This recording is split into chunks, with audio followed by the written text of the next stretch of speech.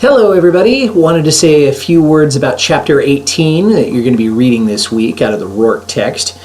It talks about how American industry really expanded at a phenomenal rate in the years after the Civil War.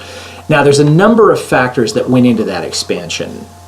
Abundant sources of raw materials and energy, labor coming out of your ears, the ingenuity of Americans, and of course the growth of the railroad. And the railroad was probably as important as anything else.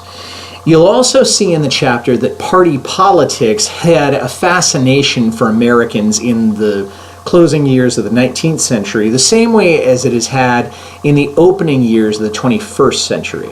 This despite the fact that our turnouts tend to be down in recent elections, at least the elections we've had in my lifetime and in your lifetimes also.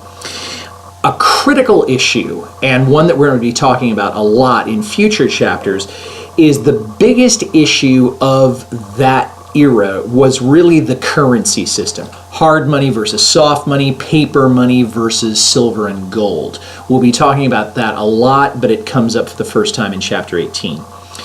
Now I want you to focus on the discontent that farmers had during this time in the United States.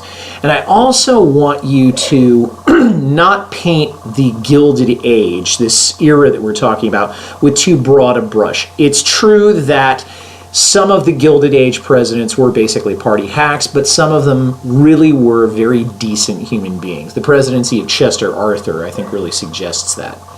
Okay, happy reading, and I'll talk to you all soon.